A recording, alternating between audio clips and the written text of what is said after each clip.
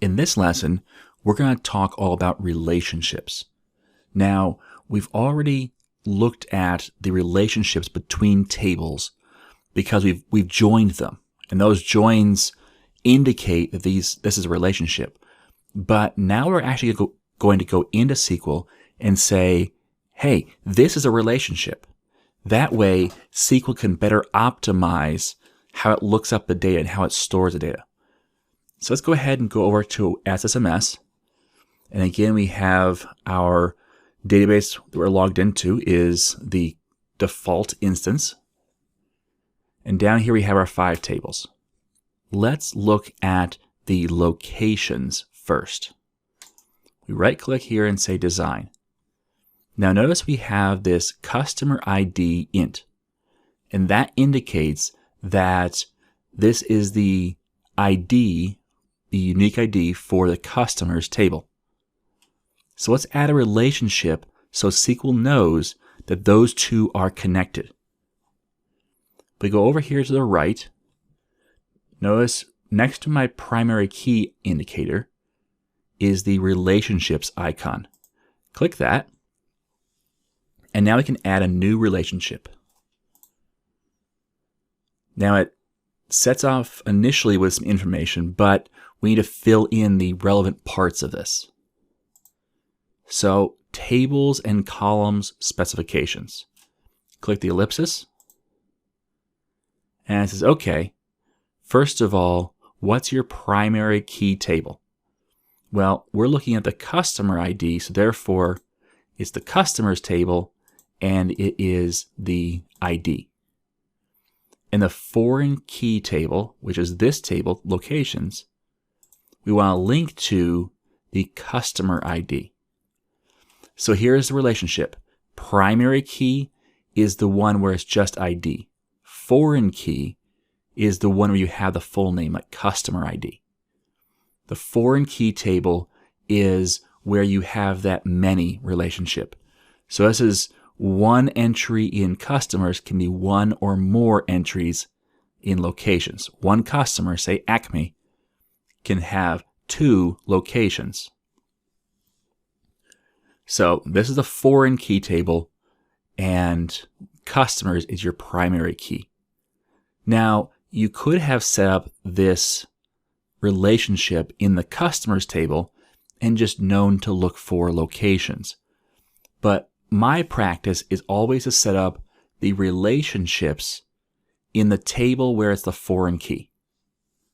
I say, okay, foreign key is this table, where's my primary key? That way I get them linked up right, I don't miss any. It's just my personal practice.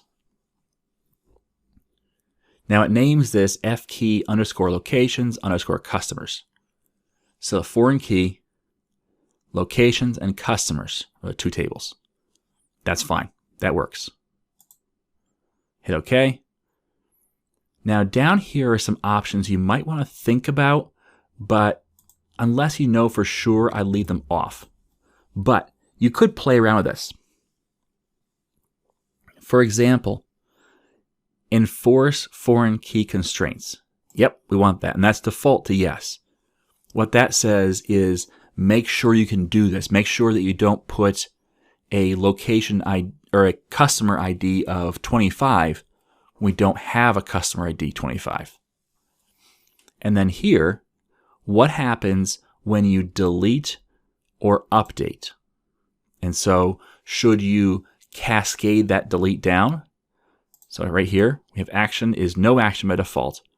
We could cascade that delete, which means that if I were to delete the customer, it would also delete all of their locations.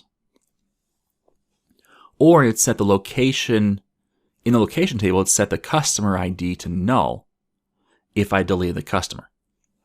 Or it'd set it to default, which default is 0, I believe. So something to think about. Again, these relationships here are typically, you'd set up for IDs, where you have the relationship between 2 different tables. And so I would recommend, again, that you don't delete records. Just try and get away from that. Try to find a different way. Therefore, you don't have to worry about the delete rule. Update. This isn't for updating any part of the record. It's for updating the ID itself. Now, again, I would strongly recommend that you never change the IDs. It's just really bad practice. Because you may have all these cascades in and they might all update and everything looks great until you bring in that table from backup. And the IDs are different because they haven't cascaded into the backups. So it's a poor idea. So really, these two things shouldn't be necessary.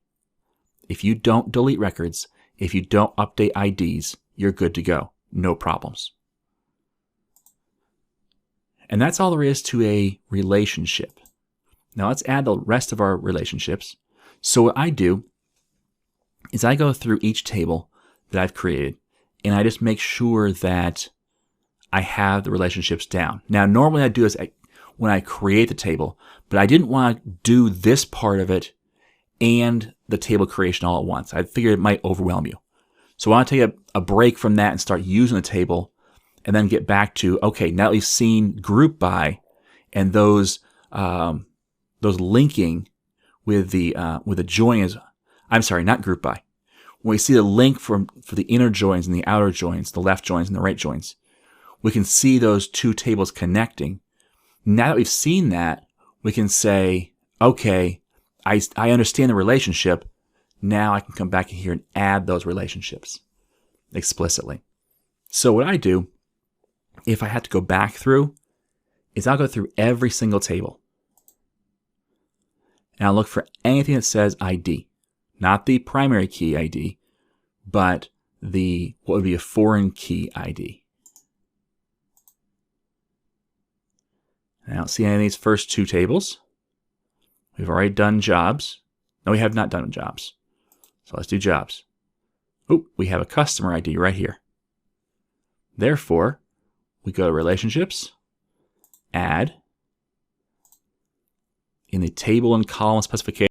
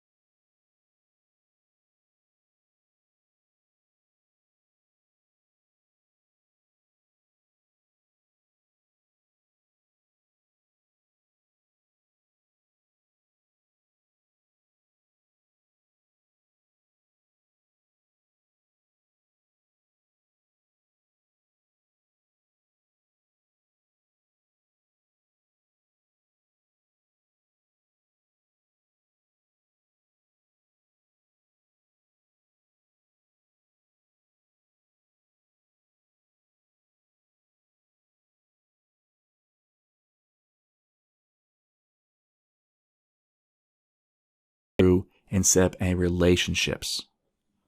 So that's kind of my pattern. Now, primary key, I do that first. That's the other thing too. So I do all that first just because I want it to always be right and be the first thing I do.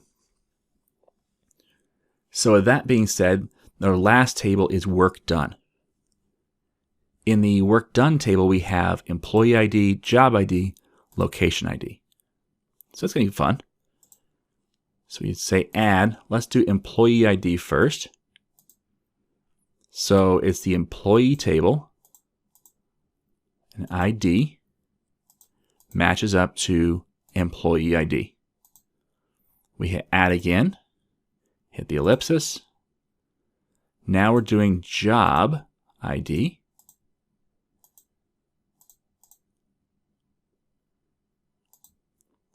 And the last one we're going to do is location ID. Now, how did I pick that order? Well, I read them right here in order. Look, employee ID, job ID, location ID. That way I'm sure I don't miss one. All right, there we go, location ID. And I hit save on that. Notice it says it's going to save not only the work done table, but also changes to employee, jobs, and locations. And we're done. So that's really all there is to adding relationships. It's a simple little step, and yet it's pretty powerful when it comes to actually running our queries, because we can allow SQL to understand what the relationships are ahead of time, and it can kind of make sure that those are optimized for connecting. All right, and that's really all there is to relationships. So I'm going to stop it right there, and we're going to go to the homework, and then we'll get right into the next lesson.